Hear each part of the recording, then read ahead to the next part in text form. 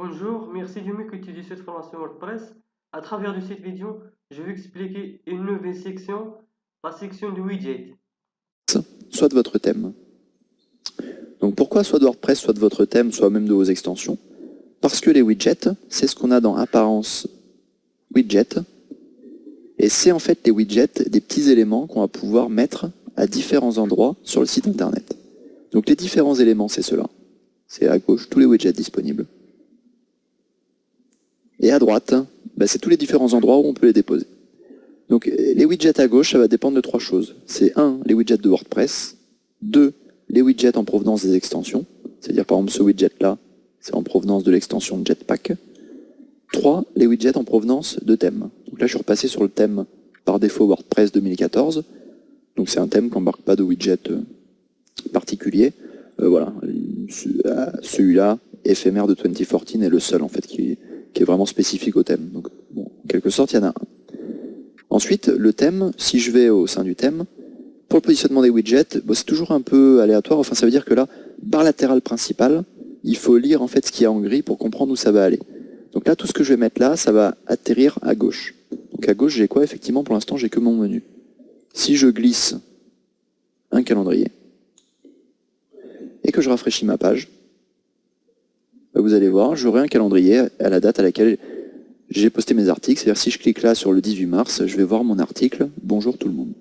Et là, au 20 mars, je vais voir mon article « Brocante du 18 mai », etc. etc. Donc c'est vraiment le principe des widgets. Vous pouvez les mettre à cet endroit-là. Il y a une zone sur mon thème en pied de page, a priori. Donc on la teste, on met un calendrier dedans. Donc là, j'ai mis le calendrier ici. En fait, si je vais dans ma page et que je la rafraîchis, je vais voir, je vais voir quoi? Je vais voir qu'en bas, voilà, j'aurai une section avec mon calendrier. Donc là, je vais pouvoir déposer des éléments, des widgets. Donc les widgets, ça va faire différentes choses. Et en fait, il suffit de lire ce que fait le widget pour vraiment bien comprendre la signification. Donc par exemple, chercher, vous pouvez mettre plusieurs widgets. Il suffit de cliquer et de glisser. Et vous pouvez mettre plusieurs widgets dans une même zone. Et vous pouvez même mettre un treat à ces widgets. Donc là, je mets recherche. Là, je mets calendrier. Là, je mets calendrier. Et en bas, on peut même mettre plus que recherche. On va pouvoir mettre quoi?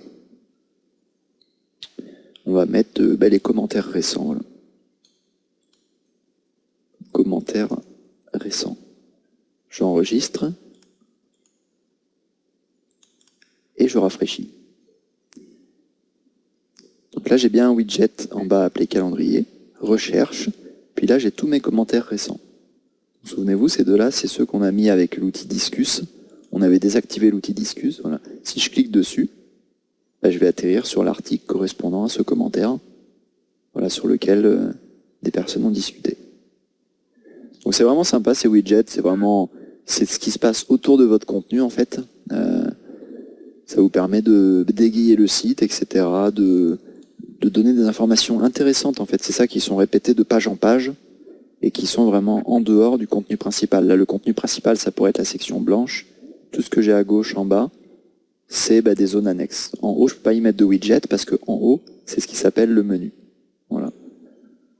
Donc la barre latérale de contenu, c'est une barre supplémentaire qui apparaît sur la droite. Donc là, c'est valable pour mon thème actuel en fait. Si je change de thème, j'aurai pas forcément les mêmes zones. Donc en fait, selon votre thème, il va falloir vous adapter aux zones que vous met à disposition votre thème. Et en fonction des zones, vous allez avoir envie de mettre des widgets différents, plus ou moins intéressants, en fonction de ce que vous aurez envie de faire, etc. Le widget sur lequel je vais insister, c'est le widget nuage de mots-clés. Je vais le mettre en tant que 4e widget là, dans mon footer. Et je vais mettre nuage de mots-clés. En fait, ça va prendre soit mes mots-clés, soit mes catégories, et ça va me mettre les catégories ou les mots-clés les plus utilisés. Donc là, je vais mettre nuage de catégories parce que j'ai pris les catégories. Je rafraîchis la page pour voir ce qui se passe sur mon front office. Et là, je vois que la catégorie la plus utilisée, c'est celle qui sont en gros. C'est-à-dire que j'ai utilisé souvent brocante. Parfois, j'ai pas classé mes articles, mais par contre, j'ai utilisé rarement éducation. Si je clique sur éducation, j'ai juste mon PDF de l'INSEE. Alors que si je clique sur brocante, là, j'ai ma brocante du 18 mai 2015, ma brocante du 19 avril. Donc je vais plus utiliser les brocantes.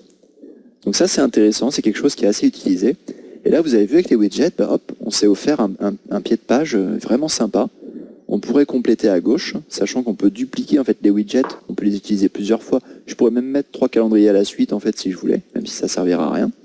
Mais les widgets, on peut les utiliser plusieurs fois. Vous pouvez ensuite les réduire comme ça pour mieux vous organiser. Vous pouvez changer leur place. Vous pouvez les placer d'une zone à une autre, c'est ce que je fais là. Hop. Et voilà. Donc après, les widgets que rajoutent les thèmes ou les extensions peuvent parfois être en anglais. Voilà. C'est le cas, on avait vu sur le thème que j'avais téléchargé qui s'appelait Dart. Ce thème-là, il me rajoutait des widgets, ici, là. Et les widgets qu'il me rajoutait, ils étaient en anglais. Dans ce cas-là, c'est pas grave, vous les mettez. Ensuite, s'il y a des choses à traduire, c'est clair que vous serez un peu coincé. Mais c'est pas parfois parce que la description du widget, elle est en anglais ou même que son titre soit en anglais, que ce qui va apparaître sur le front office sera en anglais. Donc il faut vraiment parfois se méfier de ce qui s'affiche ici et en fait de ce qui va vraiment s'afficher sur votre front office. Voilà ce que je pouvais dire sur les widgets. C'est vraiment, c'est particulièrement connu dans WordPress. Le dernier widget dont je parlerai, c'est le widget texte arbitraire ou HTML. Ce widget-là, alors je vais le mettre en haut. C'est un widget dans lequel du texte, on peut y mettre vraiment ce qu'on veut. On peut y mettre vraiment ce qu'on veut. Et même en fait, pour ceux qui connaissent, on pourrait y mettre du HTML. Pour ceux qui connaissent, on pourrait y mettre. Et là, par exemple, en gras, j'écris du HTML. Et HTML, je vais même l'écrire en rouge. Voilà, donc là, il faut connaître un chouïa le HTML. Mais vous pouvez mettre soit du texte, soit du HTML. De telle sorte qu'en fait, vous verrez, il y a certains sites qui vous disent on propose tel et tel widget, il faut que vous le copiez-collez sur votre site en code HTML.